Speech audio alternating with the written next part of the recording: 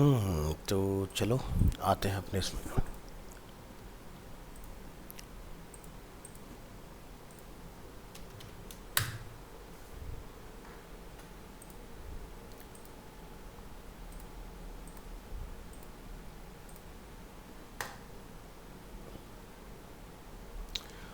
Okay, तो हम लोगों ने क्रिएट रिकॉर्ड और यहाँ से बेसिकली फैच, ये दो काम कर लिए थे। आज हमारा काम है रीड, अपडेट और डिलीट का।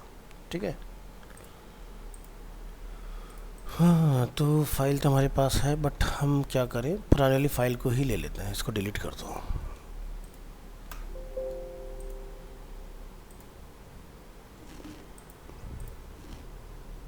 Copy paste. क्या डेट हो गया? 6।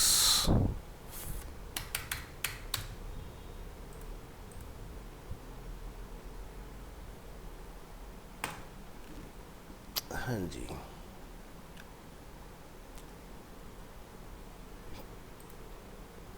PHP CRUD डेटाबेस इसके अंदर बना हुआ है अपना।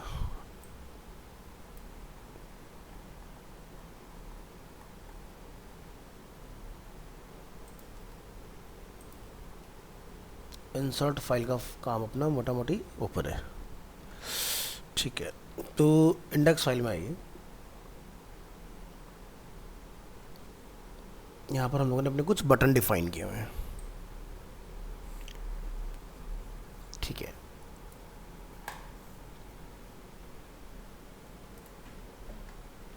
बैकएंड में आइए एक बार। तो यहाँ पर अपना आईडी अवेलेबल है इसके अंदर, जैसे कि 1 और 2। सो हमें क्या करना है कि जब हम लोग यहाँ से रीड बटन को हिट करें तो यहाँ पर जो हमारी फाइल है read.php क्वेश्चन मार्क कुछ क्वेरी होनी चाहिए। ठीक है, जैसे एग्जांपल के तौर पर हम फ्लिपकार्ट में आते हैं और यहाँ से आप अगर किसी कैटेगरी में आते हैं,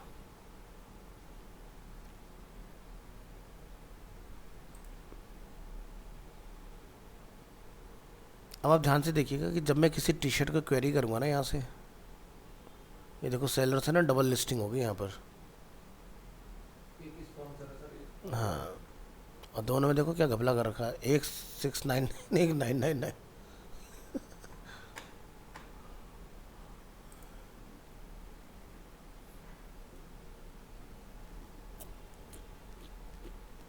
तो आप अगर यहाँ पर ध्यान से देखो तो यहाँ पर एक क्वेरी चली, प्रोडक्ट आईडी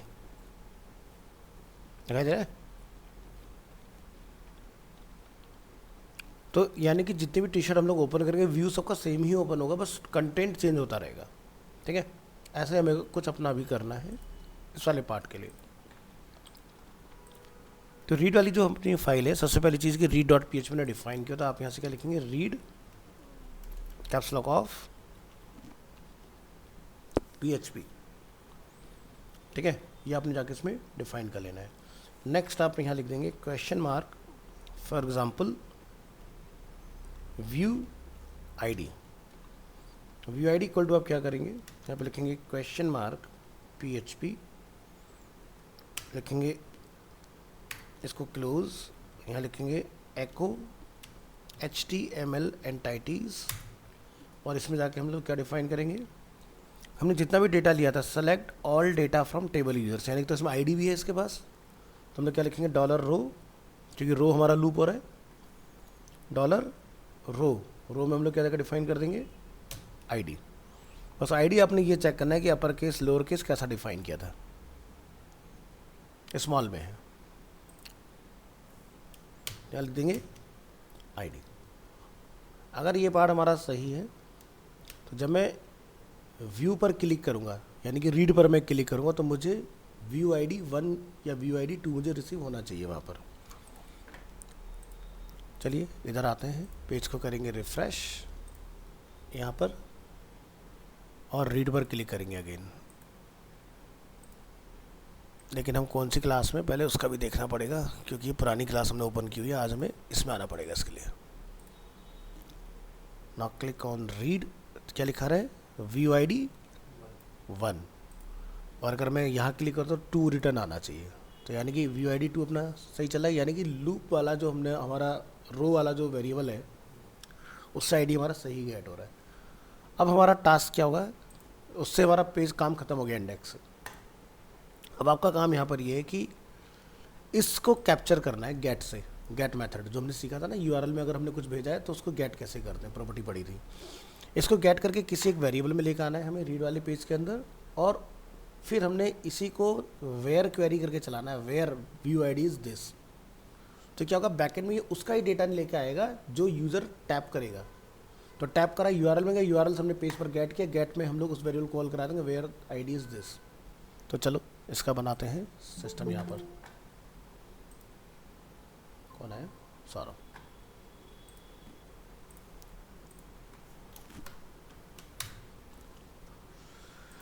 चलिए, तो यहाँ तक का काम हुआ हमारा कंप्लीट। इधर आ जाओ, इस पेज को बंद कर दो, यहाँ का काम खत्म है।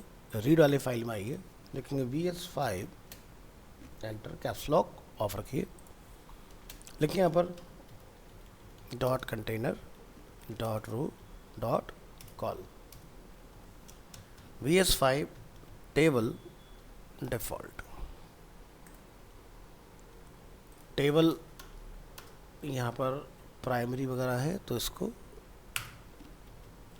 होवर करके आप डिफाइन कर लेंगे। जो हमारी इंडेक्स फाइल है, आपने क्या करना है, यहाँ से ये सारे TR कॉपी कर लेने हैं, बोले तो T हेड मतलब कॉपी कर लेने हैं आपने।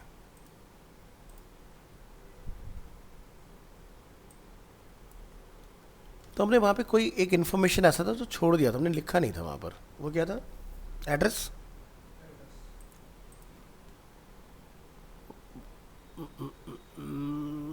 और एड्रेस है हमारा किसके बाद, मोबाइल ईमेल एड्रेस। तो मोबाइल ईमेल यहाँ लिख दो।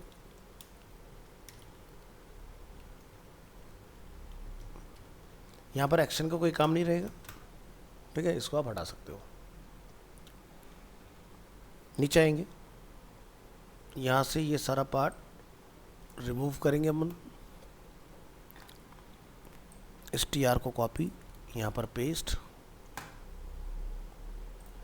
ये सब क्या हो जाएंगे TD, ठीक है जी।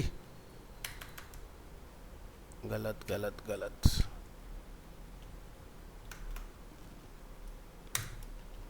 ये हमने TD अपने सारे यहाँ पर क्लोज कर लेने इस तरह से।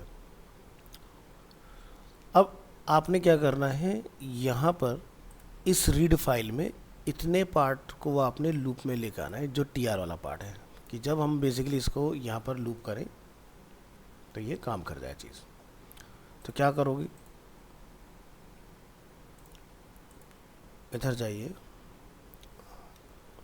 और यहाँ लिखिए question mark PHP question mark close. यहाँ पर जाकर आप एक वेरिएबल बना लो लाइक VID, मतलब व्यू ID इक्वल टू, हम लोग यहाँ पे क्या लिखेंगे, $_गेट। गेट में जाके आपने URL में क्या लिख के भेजा था वो कैप्चर करो। तो क्या लिखेंगे, व्यू ID। तो मतलब जो हमने URL में व्यू ID भेजा वो किसके अगेंस्ट आ गया, बस यहाँ लिखिए request equal to MySQLi _ query। तो हमारा एक चीज़ इसमें और ऐड होगा विच इज़ DB कनेक्शन, तो उसको भी इंक्लूड करा लो। तो क्या लिखेंगे, इंक्लूड DB कनेक्शन .php, और ये ऐसे लिखना है, ठीक है। तो यहाँ पर क्या लिखेंगे, डॉलर। अब ये मुझे देखना पड़ेगा, मैंने सिंगल लिखा था कि डबल लिखा था, सिंगल है। तो क्या लिखेंगे, डॉलर कनेक्शन कॉमा, फिर क्या लिखेंगे, सेलेक्ट ऑल डेटा फ्रॉम, क्या नाम था, TBL यूजर्स। एक बार क्रॉस चेक कर लेते हैं, TBL यूजर्स ही है, ठीक है। TBL users where WHERE where ID equal to, आपने यहाँ जाके लिख देना है डॉलर VID।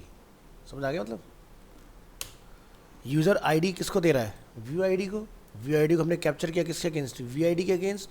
तो हमने यहाँ पर क्वेरी चलाई कि select all data from TVL users where ID equal to VID।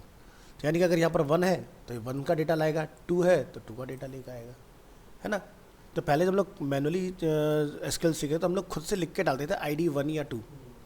अब हमें नहीं पता ना यूज़र किसको क्लिक करेगा, तो डायनामिक बनाना है हमने, तो हमने इसको डिफाइन कर देना है। एक वेरिएबल बना लेंगे लाइक काउंट इक्वल टू 1 और यहाँ पर वाइल लूप चला देंगे। While loop row equal to mysql fetch array, और ये पार्ट आपका यहाँ से यहाँ तक कंप्लीट हो गया। इसके बाद अपने TR के बाद में नीचे आना है, फिर से PHP टैग अपना ओपन कर लेना है और यहाँ पे लिखना है अपने count equal to dollar count plus 1। इसको क्लोज करेंगे, इसको बंद कर देंगे। तो यहाँ से तक का पार्ट कंप्लीट।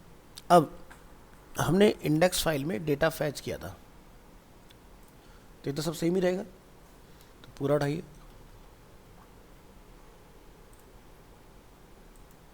मैंने TR उठाया, क्या उठाया? TD उठाया।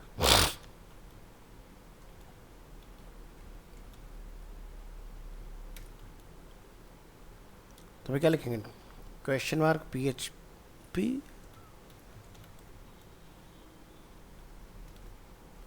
क्या लिखा है हमने? एड्रेस स्मॉल था कैपिटल था? A कैपिटल है। क्या लिखा हमने यहाँ पर? एड्रेस। ठीक है, इतना काम आपने यहाँ कंप्लीट करना है।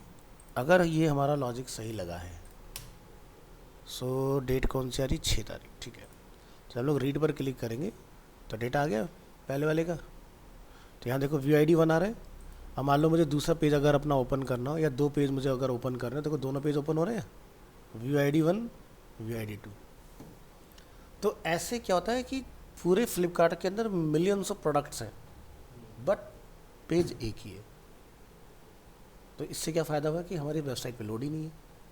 अब कोई यूज़र जिस प्रोडक्ट को, अब मान लो कि एक वेबसाइट पे आपने सारे पेज मैनुअली बना के डाल दिए, यूज़र आए ना आए, अननेसेसरी लोड है ना सर्वर के ऊपर। अब यहाँ सर्वर पे लोड कब आता है?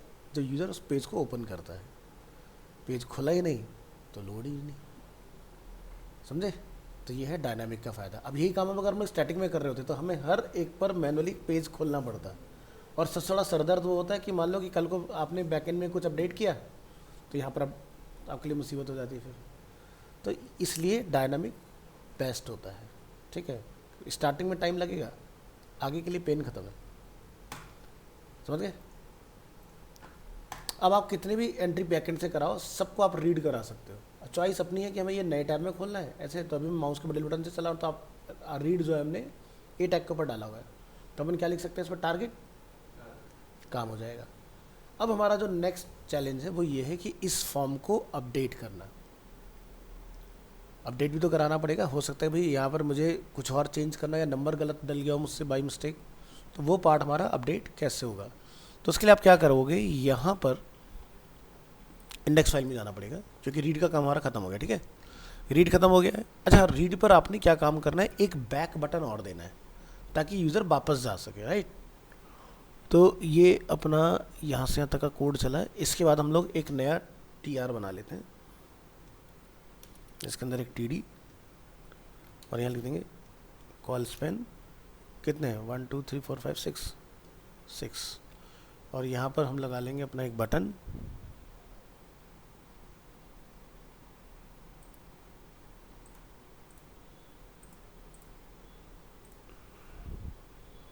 एक बटन, बैक बटन तो यहाँ भी होना चाहिए, हो सकता है यूज़र को एंट्री ना करना हो। तो हम जाते हैं, कितने गया भाई अपना इंसर्ट? यही है।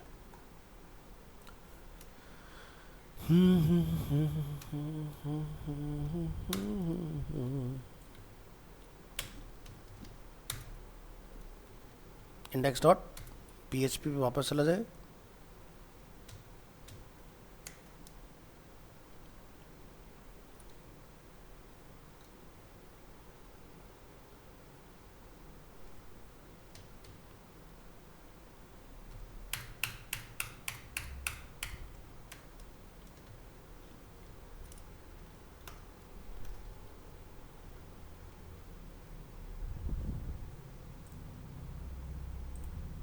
ठीक है, ऐसे रीड से बैक करने का होना चाहिए।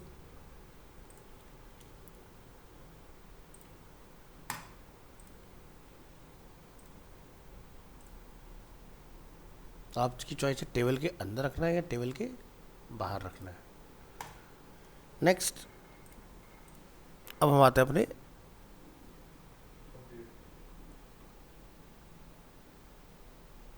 एडिट वाला पेज, हमारा अपडेट का। ठीक है, तो यहाँ पे आपने वही करना है सेम जो आपने रीड के लिए किया था। इंडेक्स फाइल को ओपन करना है और ये जो हमने कोड यहाँ लिखा है इसको आपने अगेन कॉपी कर लेना है यहाँ से यहाँ तक, और इसमें लाके क्या करेंगे, कॉल कर लेंगे इसको। तो अपडेट करने के लिए हम इसका वेरिएबल नेम कुछ डिफरेंट रख सकते हैं। क्या नेम देते हैं इसको, एडिट आईडी दे सकते हैं। इस तरह से इसको जाकर डिफाइन कर दो उसमें एडिट आईडी। इसके बाद बाकी का पार्ट आपका सेम रहेगा इसमें।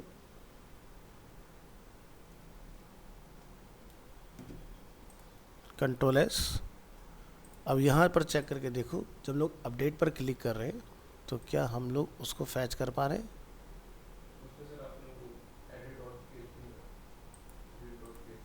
हाँ, तो उसको edit.php लिख दो बस।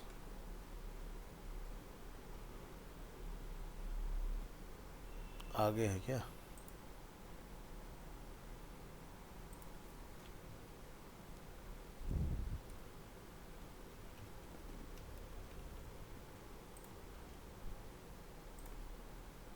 ठीक है, edit ID 1 and edit ID 2। तो यहाँ तक का पार्ट अपना बढ़िया से काम कर रहा है इसके अंदर। Control S close. अब आपने क्या करना है, इंसर्ट वाली फाइल में आना है और इसका पूरा लॉजिक उठा के ले जाना है।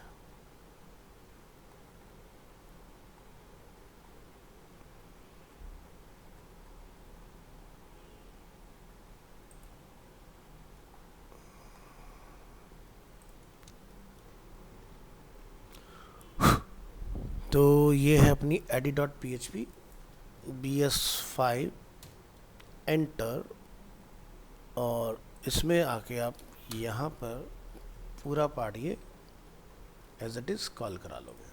ठीक है, तो इससे क्या होगा, क्योंकि जब हम लोग एडिट पर क्लिक करेंगे तो हमें सेम ही फॉर्म की रिक्वायरमेंट वहाँ भी आने वाली है। तो हम क्या करें, यहाँ से अब जब रीलोड करेंगे और अपडेट पर क्लिक करेंगे तो हमारा फॉर्म खुल रहा है एडिट आईडी पर। तो जहाँ पर ये लिखा आ रहा है फर्स्ट नेम, तो फर्स्ट नेम पर बंदे का नेम आना चाहिए। ठीक है, ताकि वो उसको मॉडिफाई कर सके इस चीज़ को। तो जहाँ पर लिखा अपना फिल डेटा, इसको जाइए और यहाँ से चेंज कर देते हैं अपडेट।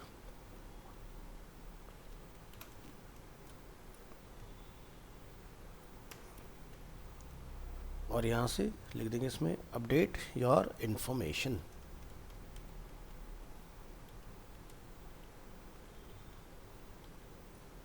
या शॉर्ट में डाल दो, इससे हमें क्लियरिटी रहेगा कि हम लोग अपडेट पर आए हैं। ठीक है, इसके बाद का नेक्स्ट स्टेप फॉलो करो। तो सबसे पहली चीज़ ये कि जो पूरा फॉर्म हम लोग यहाँ देख रहे हैं, ठीक है, इस फॉर्म को हमें लूप में लेकर आना पड़ेगा। फॉर्म को लूप में क्यों डालेंगे, क्योंकि भाई सीधी साधे फील्ड अगर लूप होंगे तभी फील्ड के अंदर वैल्यू ऑटोमेटिकली बैकएंड से फैच हो पाएगा। तो फॉर्म का मेथड अगर आप पोस्ट ही रहेगा, और यहाँ पर मैं अभी फ़िलहाल इसका एक इंटरनल कोड लिख दूंगा या फिर update.php के नाम से मैं इसकी एक अलग से फाइल बना दूंगा।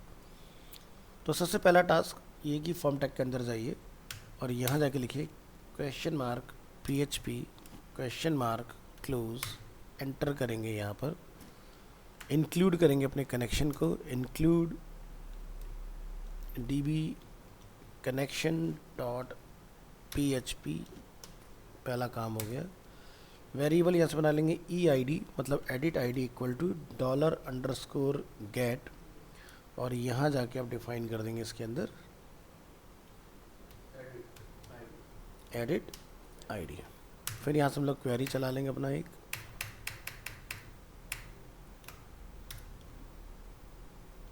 इक्वल टू, यहाँ पे लिखिए mysqli_query।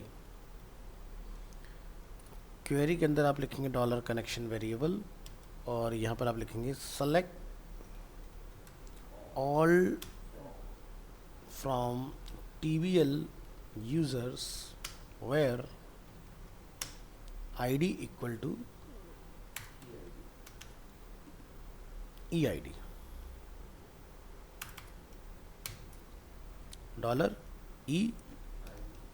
$EID। तो इतना काम अपना कंप्लीट हो गया। फिर वाइल लूप चला देंगे यहाँ से। वाइल लूप में जाकर आप यहाँ पे लिख देंगे $row equal to MySQLi underscore fetch underscore array और इसमें क्वेरी को कॉल कर दो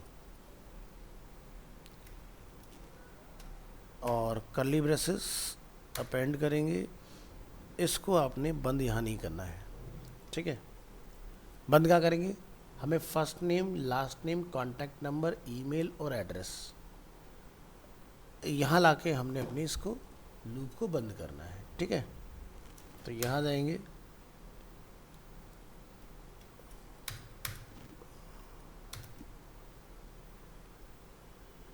ये अपना यहाँ पर लाके हमने बंद कर दिया।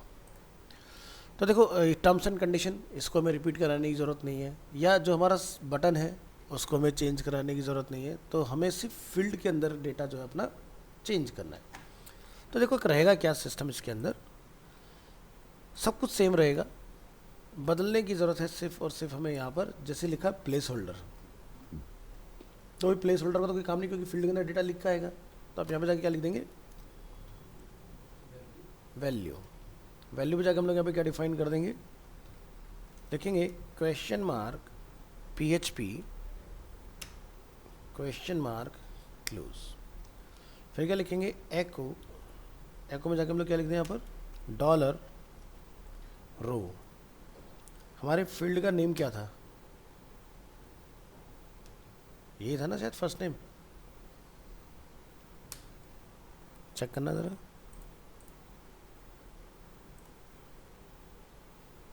ठीक है। तो ये काम करने की ज़रूरत है हमें।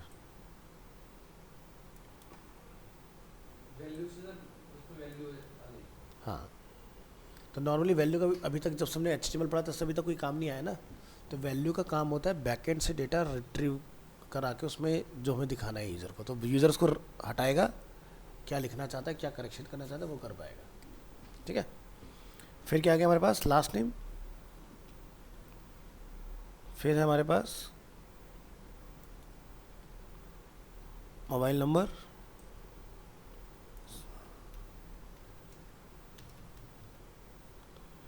फिर है अपने पास ईमेल,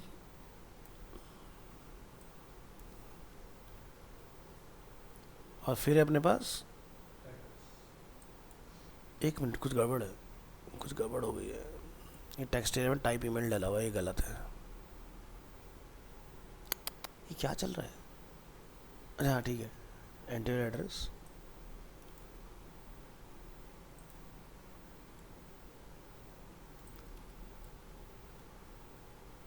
टेक्स्ट एरिया का पार्ट टेक्स्ट एरिया के बीच में डालेगा, क्योंकि टेक्स्ट एरिया वैल्यू टैग नहीं होता है, ठीक है। तो ईमेल वाले में ईमेल आ गया, एड्रेस वाले में एड्रेस आ गया, कॉन्टैक्ट नंबर वाले में कॉन्टैक्ट नंबर आ गया, लास्ट नेम वाले लास्ट नेम, फर्स्ट नेम वाले फर्स्ट नेम। अपने इंसर्ट वाले को करेक्ट करना ज़रा, उसमें ना मिस्टेक छूट गई हमसे।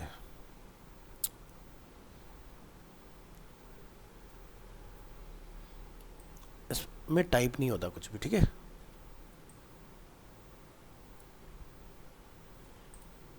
अब सही है, एडिट वाला पार्ट हमने पूरा कर लिया।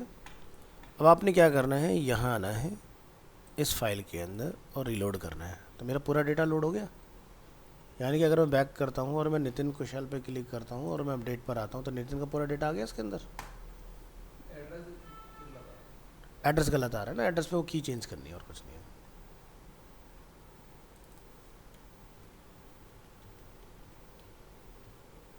ठीक है,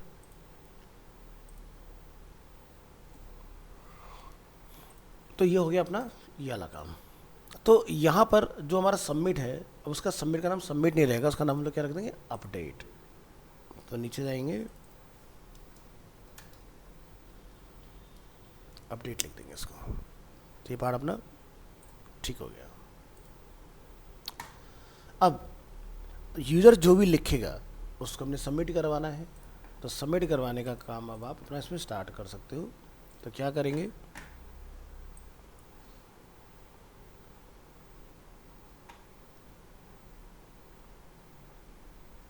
इसके लिए हम लोग यहाँ पर काम कर सकते हैं, या फिर एक सबमिट डॉट PHP हम लोग अलग से बना सकते हैं। सबमिट को हम लोग क्या बना दें, अपडेट डॉट PHP। तो एडिट वाली जो हमारी फाइल है इसको क्या कर देंगे, तो इस फाइल से हमारा काम खत्म हो जाता है। ठीक है, अपडेट डॉट PHP फाइल के अंदर आइए, आपका कनेक्शन एज इट इज़ रहेगा इसके अंदर।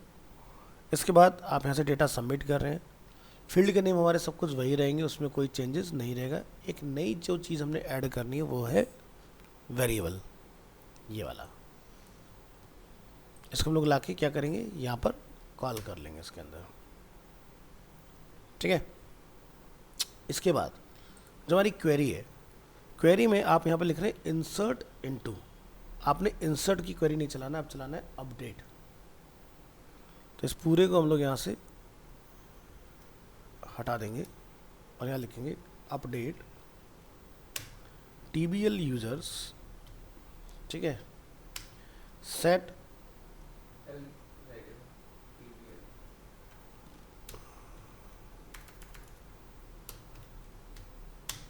लिखेंगे यहाँ पर set first name equal to, single quote में आपने फर्स्ट नेम का वेरिएबल कॉल कर देना। हमने क्या डिफाइन किया, एफ नेम, तो लिखेंगे डॉलर एफ नेम, कॉमा लगाएंगे, लिखेंगे last name equal to single quote dollar L name, फिर क्या हमारा कॉन्टैक्ट नंबर यानी कि मोबाइल नंबर इक्वल टू, यहाँ जाके लिखेंगे कॉन्टैक्ट नंबर। अब यहाँ एक चीज़ ध्यान देना है कि बैकएंड में किस ऑर्डर में डेटा रखा था, तो first name, last name, mobile, email address, इसी ऑर्डर में जाएगा। मोबाइल नंबर के बाद हमारा ईमेल, कॉमा लगाएंगे, लिखेंगे email equal to dollar email and address equal to dollar address. ठीक है, इस तरह से हमें डिफाइन करना है। क्या लिखेंगे, वेयर ID इक्वल टू क्या है,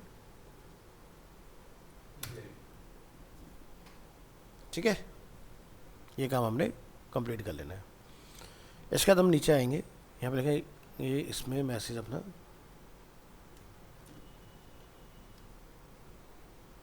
और इसके बाद यूज़र वापस इंडेक्स पे चला जाएगा। Something went wrong, please try again. चलो ट्राई करके देखते हैं कि ये किस तरह का हमें रिजल्ट देता है। फाइल सेव है, चलिए मैंने अपडेट पे क्लिक किया और यहाँ आता हूँ। हमने लिखा F25 ग्राउंड फ्लोर प्रीत विहार विकास मार्ग एंड क्लिक ऑन अपडेट। तो हमें रिटर्न आया, यू हैव सक्सेसफुली अपडेटेड लिखना था, वैसे मुझे यहाँ पर मिस्टेक हो गया। तो जब मैं रीड पर क्लिक करूँगा तो मुझे यहाँ पर डेटा मिलना चाहिए, तो यहाँ मुझे डेटा रिटर्न नहीं हुआ है। इट मीन्स कि बैकएंड में डेटा गया कि नहीं गया, ज़रा ये चेक करो। डेटा नहीं गया है, तो कहीं कुछ मिस्टेक है, कोई की हमारी मैच नहीं हुई।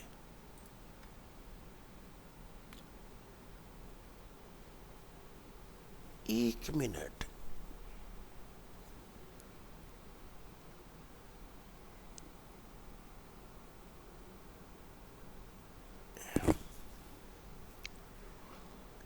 एड्रेस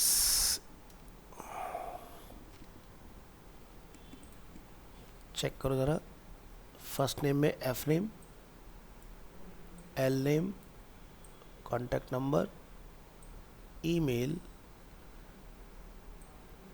एड्रेस है, तो सब कुछ ठीक इसके अंदर।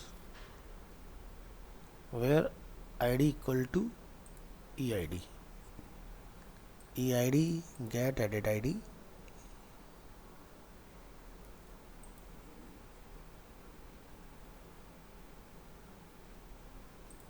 कनेक्शन अपना अवेलेबल है।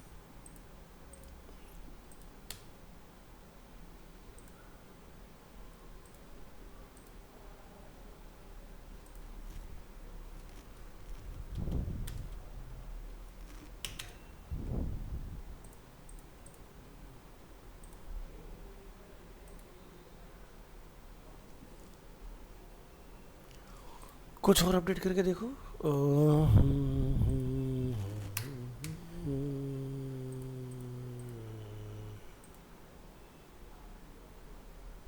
नहीं, कहीं तो कुछ गड़बड़ है। लॉजिक सही जा रहा है। TVL यूजर्स यही है। Update TVL users, set first name, L name, mobile number, email address.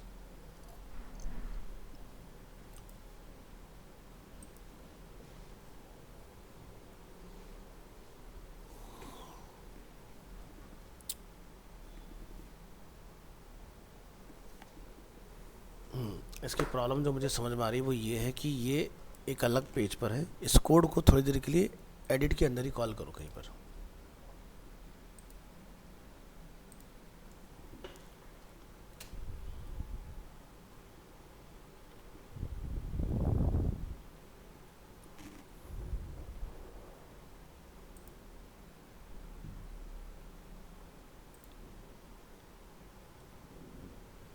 और यहाँ से ना ये update.php हटा दो for the time. Control S करेंगे, यहाँ आएंगे, रिफ्रेश करेंगे, क्लिक ऑन अपडेट,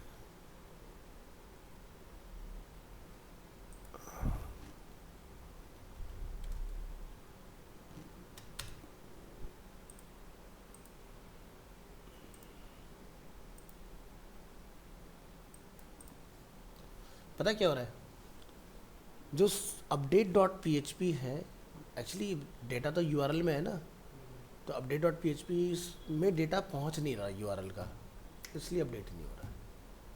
ये फॉल्ट है। तो अपडेट का कोड एक्सटर्नल नहीं होगा, इंटरनल होगा। सबमिट का एक्सटर्नल लगा सकते हो, ठीक है। तो जैसे मैं यहाँ पर नंबर चेंज करना चाहूँ,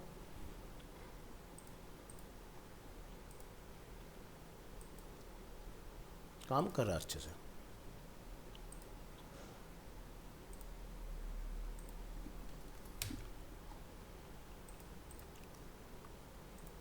परफेक्ट।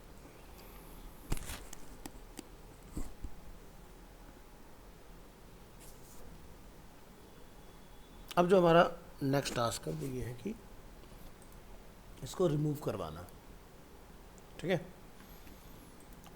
तो रिमूव कराने के लिए आपने क्या करना है, अगेन अपनी इंडेक्स फाइल में ही जाना है, ठीक है। और इस पे जाके आप यहाँ पर डिफाइन कर दोगे इधर।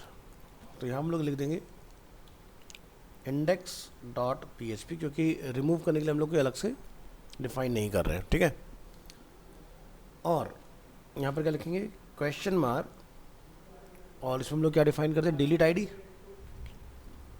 हमने लिखा DID,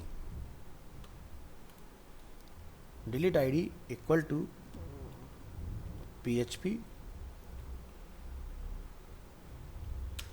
यहाँ पर लिखेंगे हम लोग अगेन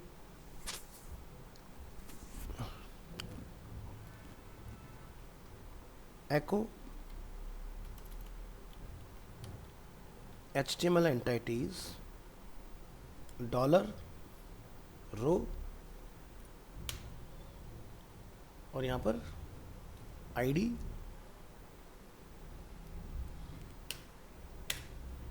ये अपना पार्ट यहाँ से यहाँ तक कंप्लीट हो गया उसका।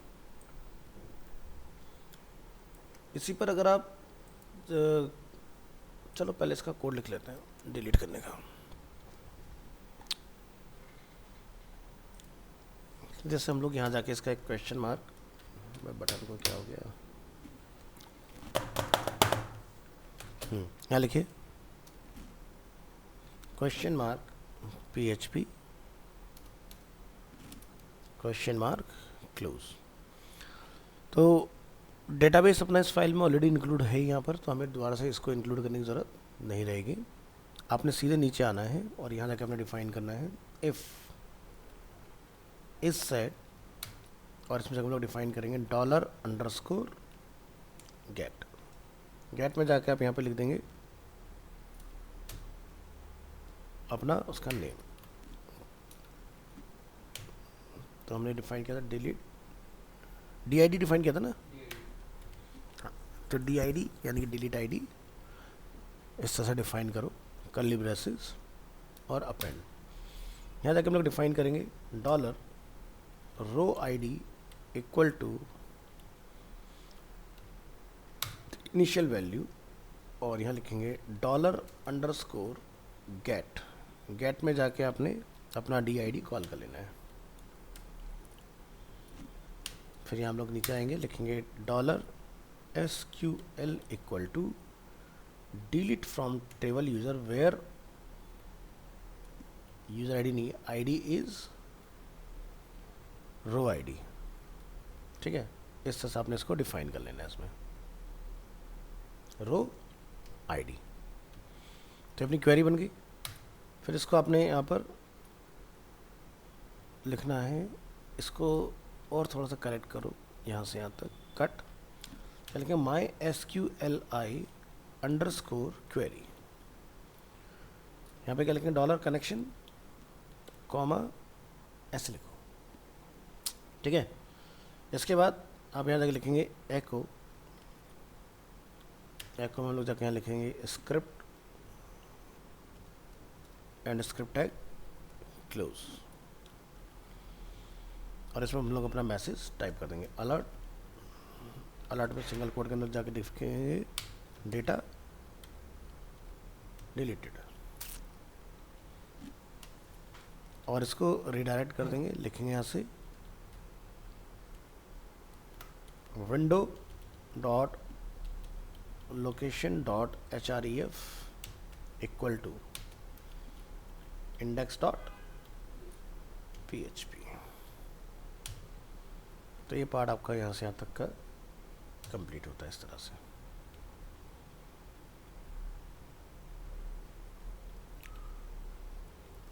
चलो जरा इसको चलाइए और देखिए क्या रिजल्ट हमें आ रहा है इसमें। तो एक रिकॉर्ड बना लेते हैं, like test user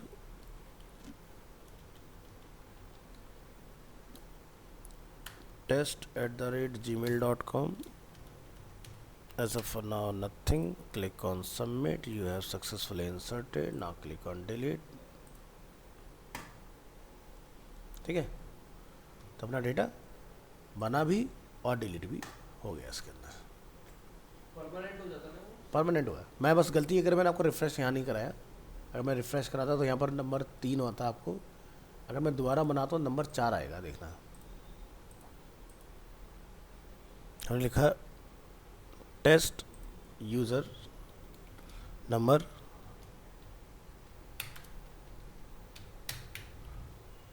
test@ submit. Okay, page को रिफ्रेश कर, देखो नंबर 4 आएगा यहाँ पर। 3 डिलीट कर चुके ना हम, नंबर 4। और जब लोग यहाँ रिफ्रेश करेंगे तो हम इसको अब यहाँ से डिलीट करेंगे तो परमानेंट हमारा डिलीट हो जाएगा। अच्छा, अगर आप चाहते हो कि डिलीट करने पर ही आपसे पूछे कि भाई आप इसको मतलब एक कन्फर्म बॉक्स अगर आप यूज़र को देना चाहते हो, तो जहाँ हमने ये डिलीट डिफाइन किया है ना, वहाँ जाना और यहाँ जाके आप क्या लिखेंगे ऑन क्लिक। ऑन क्लिक पे आप यहाँ जाके क्या लिखेंगे कन्फर्म। ठीक है, और यहाँ जाके आप लिखेंगे do you really want to delete. तो हम लोग यूज़र से क्वेश्चन कर रहे हैं। अभी क्या होगा, जैसे आप अब की बार डिलीट का बटन प्रेस करोगे तो आपसे पूछेगा, आपने बोला नो, ठीक है, और ये नहीं, कुछ गड़बड़ है अभी, ये जाना नहीं चाहिए, हमने यहाँ पे जाकर डिफाइन किया, इसको रिटर्न करना है, अब नहीं होगा। तो चलो फिर से ज़रा एक बार क्रिएट रिकॉर्ड टेस्ट,